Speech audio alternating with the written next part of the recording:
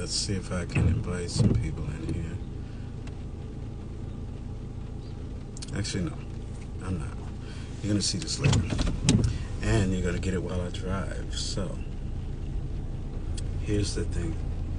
I wanted to talk about something, and you know, Instagram, they only give you a minute and a half, and sometimes the things I have to say take long. All right. I wanted to talk about something, but Instagram, they only give you a minute and a half. 90 seconds. And sometimes, a lot of times, I like to, give you more than just 90 seconds worth of what's on my mind. So, what's up, Ma? Good morning. So, I'm going to talk about a few things with you today. And today is Wednesday, Warrior Wednesday, Warrior Not Worrier Wednesday. So we're going to talk just for a few seconds. And I wanted to talk about this verse. It's a Bible verse. So before I do that, though, I wanted to say, I find lately, good morning, how are you? Good morning, Jules. Good morning, Nubrian. How are you? I wanted to say that, with the Bible, I've been finding lately that I've been so inspired when I read it. I've been so in awe at the things that I've found out. But the only reason for that is because I've been studying for myself. And a lot of times what happens, especially with the Bible, the reason why it's so boring, the reason why it's makes you fall asleep, is because you're not doing the work for yourself. You got to study for yourself. We just going off what Pastor said on Sunday. We're going off of what this person said. We're going off of that reel we saw on IG. But we're not actually doing the work for ourselves. We're not getting the revelation for ourselves. And I'm going to talk about something that I got a revelation from. But when I talk about this and when I say it, what I really want you to do is go find out for yourself. Hey, Crystal, how you doing? So I was reading the Bible, and I was reading in Psalms chapter 51, verse 10. And what it says is, create in me a clean heart and renew a right spirit within me. Now, we all know what that means in English. We can break that down, and I love to break things down. That's how I work. I have to break things down. So I break words down, especially English words. English words have 5, 6, 7, 8, 9, 10, 11, 12 different meanings, and they can mean a myriad of things. But it also goes into other languages as well. So if you look at the Bible, and if you look at especially the Old Testament is written in Hebrew. So a lot of times what I'll do is I'll break it down in English. And then I'll also go to the Hebrew words that they use and break that down according to their meanings. And you'll get a deeper revelation of what this thing is trying to say. So it says, create in me a clean heart. The first thing, heart. Whenever, especially in the Old Testament, when you see the word heart in the Old Testament, what it's actually saying is your heart, your mind, and your soul. The meaning of that is your heart, your mind, and your soul. And the word for heart in Hebrew is lev, L-E-V. I'm probably not saying it right, but it's called lev. And that means, the seat of your desires. It means your heart.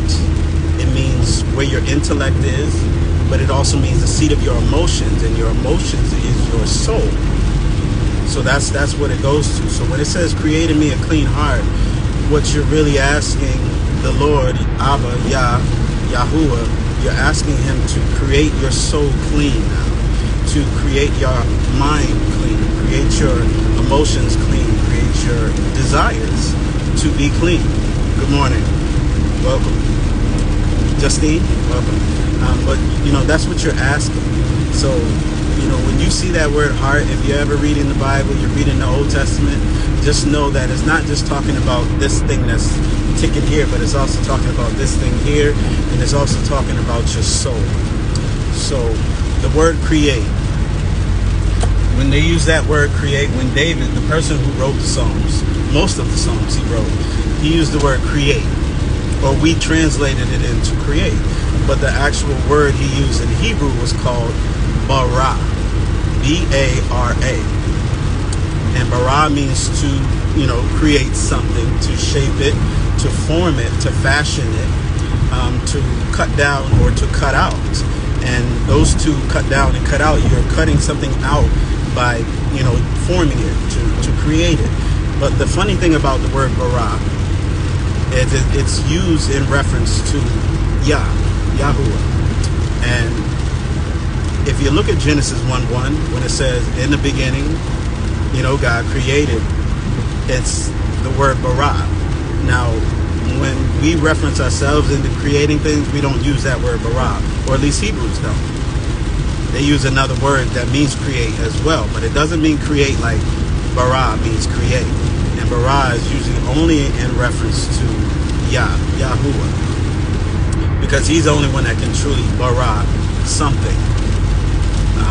We can't do we're similar to him, but we can't do what he does, right? So create, bara, to form something in me, fashion something in me, make something out of what I have here. Because what I have is not clean, and the reason why we know it's not clean, because we're asking him to create it clean. Now I looked up the word clean. I forget what the Hebrew word for that is, but it means clean, but it also means something that is pure. So sometimes you'll see in different translations they'll use the word pure, because we as ourselves, we being us, we're not clean. Our thoughts are not clean. Our mind isn't clean. Our soul isn't clean. Life be life. We've had so many different traumas and so many different experiences, so many different situations. It has caused us to not be clean, to not be okay, not be pure.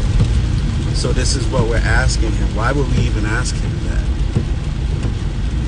Why are we asking him that? That's the question you need to ask yourself. Why should I ask him for my thoughts to be pure? Why should I ask him for my heart to be clean and pure, my emotions to be clean, my soul to be clean, my desires to be clean, my appetite to be clean? This is what heart means. Why should I ask him that? That's a question you need to ask yourself. And I've asked him that too, but this is what I'm asking him for. For me, I want to be a person that has a clean heart. I want to be a person that has a clean mind. I want to be a person that has clean thoughts, clean soul. My emotions, I want them to be clean. I want them to be right. I want them to be pure. But there's only one person that can actually do that can actually bara that in me, that can create that in me. And not only do I want that for myself, but now I want that for my children. You know what I'm saying? I want that for my generations. But there's only one person that can do that. So I got to go to him and ask him, well, can you create this in me? Because, it's got tarnished. It's tarnished now. It's defiled in a way. It's not pure anymore. It's very dirty. Okay? We know how thoughts work. Thoughts can be very dirty. We know how emotions can be. Emotions can be very dirty, very dark, very unpure. We know how our souls can be. Just from life, like I said, life be life. That's what life does. It lifes us. Unfortunately, because this world and this life that we live is so bombarded with everything that is unclean. So, just by being born, there's no way that you could get away with not getting dirty or getting tarnished. And the older you get, the more you go through life, God willing that you make it so far, you get tarnished. And you need a shower now. You need to be clean. You need to be created. You need to be barad by Yahuwah. And your heart, that's the thing that needs to have that cleanliness now, get purified. be refined in a sense, you know. And why your heart? Because our heart kind of rules what we do. Our heart encompasses our soul, which is our emotions. It encompasses our mind, which is all of our thoughts and our intellect, but it also encompasses our desires and our appetites. Sometimes the appetites that we have, not even talking about food, you know, the appetites that we have are not good. You know, so we want, you know, and that will physically harm us. In a way, our emotions are not good, they're not clean. And that will physically harm us. To have dark emotions, bad emotions, unclean emotions, very dirty emotions will physically affect your body and cause sickness, pain, whatever. It will cause your physical body to malfunction. This is why we're asking. Hey, listen, yeah, because I know only you can do this type of bara, this type of creating. I need you to bara this in me. I need you to make this thing clean, because I can't do it myself. If I could do it myself, we wouldn't even be having this conversation, right? But I can't. And then once I get it clean, now I need to, you know, I want my generations to be clean too. The people that's coming after me, the people that's still here right now, the people that were before me, you know, I make them clean too. Because only you can do this. I'm gonna point them to you, but only you can do this. And I know that you can do this for me because I saw what you did before. You created everything, so you barad everything. And when you did it, you made it perfect.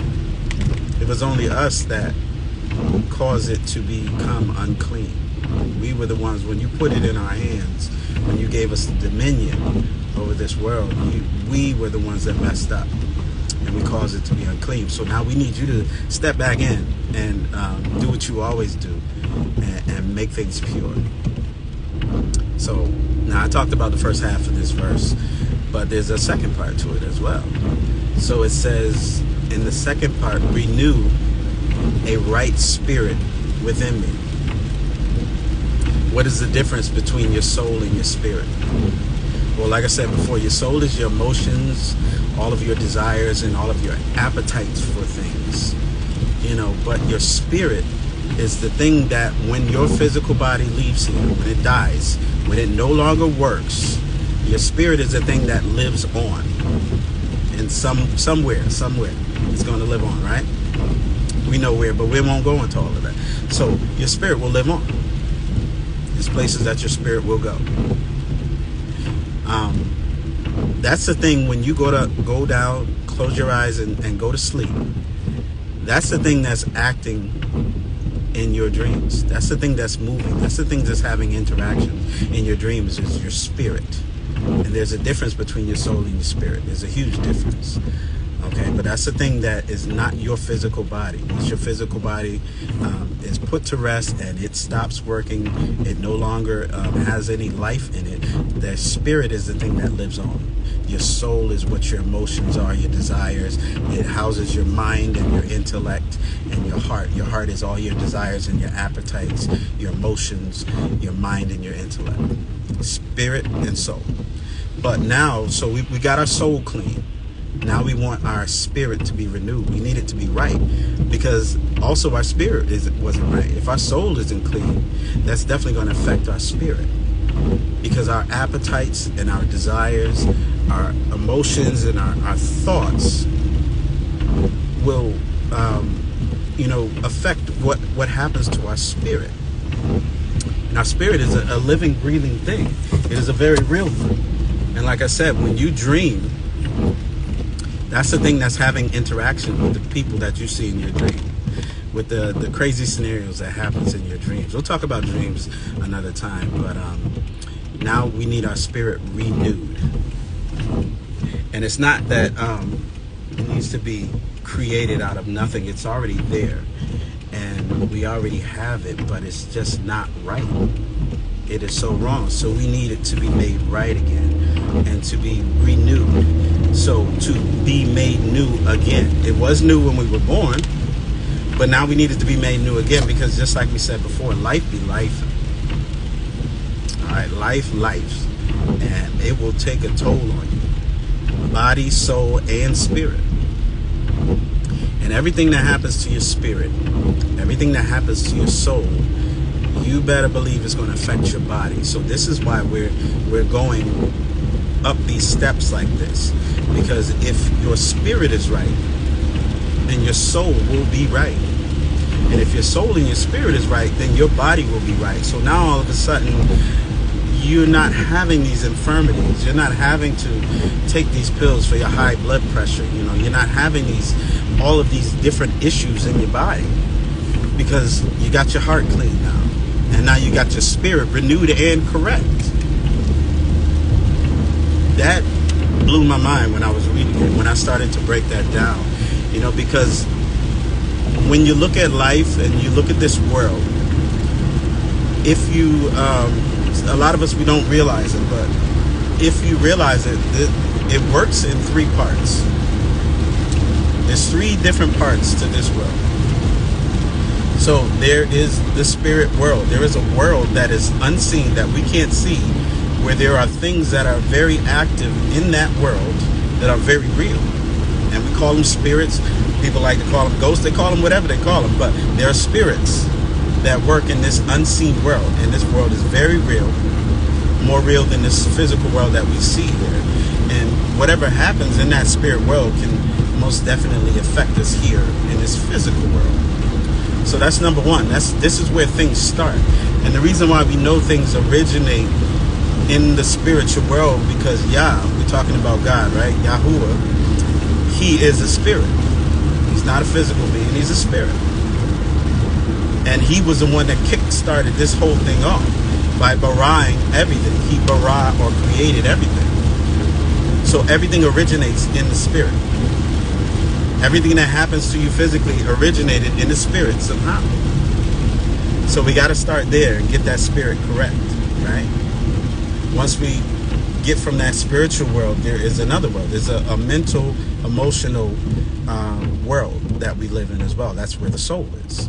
All the emotions, all the thoughts, all the desires, all the appetites, right? That's the second part. So things start in the spiritual world, and then they go down into that soul, that emotional thought world, that mind world. And in the mind, that's where things get ready to be prepared and planned to be made manifest. That's how things manifest physically. It has to start here in the spirit. Then it goes into the mental. And then from the mental, it goes to your physical. That's how things work. So this is why that verse, Psalms 51:10, was so powerful to me. Because once you have your heart clean, create in me a clean heart, right? And then you have a renewed spirit, renew a right spirit within me, your physical has no choice but to follow. It has no choice but to follow. So now all of these physical things that we're going through, all of these infirmities, these sicknesses, these just even the emotional stuff, all of that stuff is going to start to turn around now, because now our spirit is right, and our heart, which is our soul and our mind, is correct too. Then the physical has no choice but to follow. It has no choice. It has to manifest the things that happen in the spirit and in your soul. Your soul is your emotions, your heart, your thoughts, and all of your desires, all of your appetites. I keep repeating that because I want you to understand that. When you see that word heart, that's what that means. Your heart is your soul. And you gotta hit those levels. A lot of times we just deal with things physically. Now, in this world, we've started to learn that the mental matters too. But you're missing a step. If you only deal with the physical and the mental, and you neglect to deal with the spiritual, you're still going to be in a world of hurt. Things still will not work out the way they are supposed to, the way they were planned to. There is a plan, but it's going to be a plan that's not good for you. You see what I'm saying? So you have to, deal with all three. And that's why that verse, Psalms 51:10, was so powerful to me. And I'll say it again. It was creating me a clean heart and renew a right spirit within me. So what I'm going to do is I'm going to save this. Good morning, 7M Productions. Good morning, Trina. How you doing? Rock the Jewelry. Good morning. I was too busy talking. I neglected to say good morning to you. But what I'm going to do is I'm going to save this. So if you choose to, you can go back and listen to it. But what I suggest to you, I'm at work now, but what I suggest to you is that you read it for yourself, do the study for yourself, and get your own revelation. This was just my revelation, the revelation that I got, and I figured I'd share it with you guys because maybe you might come to the same conclusions after doing your own study. But the key is to don't take my word for it. Go find out for yourself. That's how it works, you know. Like, yes, you hear people say things, and you come into agreement with it. You know, it resonates in your spirit sometimes. But the thing you always need to do is confirm for yourself. You never take anybody's word for it. Even Yahuwah, what you do is he even says to prove him. So then you prove him. And he will always do what he said he was going to do.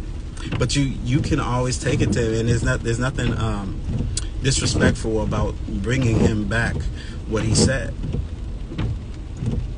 You know, you could take a verse, what is it, Isaiah 54, and say, you know, well, you said, and you can take this to him and say, you said that no weapon formed against me will prosper, right? We love that verse. Everybody quotes that verse. No weapon formed against me shall prosper. Now, it didn't say that the weapons wouldn't be formed, right? But they will not prosper. So now you can take that to him when things start going wrong, right? Remember, you said this. So I'm standing on this, and I'm saying that these things that are happening right now are not going to prosper. What does prosper mean? Mean that it's going to come to an end that is good for that thing that was formed, or to do what it was expected to do what it was formed to do. You said that would not happen for me if I stick with you. So I'm sticking with you. So I'm expecting you to make good on your word. And then you also said that every tongue that rises up against me in condemnation, that I'm going to condemn that. So I'm condemning everything that everyone is saying about me. If they said that I was no good, if they said that I was this, that I would never amount to nothing, if they said that, you know, no one would ever love me, I'm condemning these things now because you said I could do that. And I'm expecting that these things will not take root in my soul. They will not dirty my soul anymore. They will not make my spirit incorrect anymore. You know, you do that, but you always have to prove things. And you have to prove it for yourself. You have to confirm things for yourself. And you don't take a person's word for it. You go find out for yourself. So if I said Psalms 51:10 says, create in me a clean heart and renew a right spirit within me, the first thing you better do is make sure that I quoted that correctly, and make sure that's what it actually says. Now, I got a little passionate. I didn't mean to get so passionate, but you know, I just kind of wanted to make that point to you guys as well, that you can't take anybody's word for it, especially nowadays. People are so slick. People are so evil. There are definitely evil people out here with bad intentions that are looking to mislead you, and they will use a little bit of truth and a lot of sweet lies.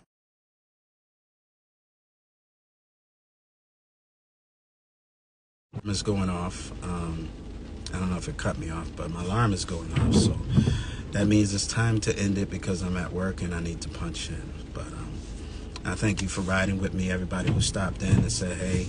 I thank you for those who are going to listen to the replay. When you listen to the replay, put hashtag replay in the comments if you can. You know, you don't have to make any comments if you don't want to, but put hashtag replay in there if you choose to. If you like what I'm saying, hit the heart button, okay?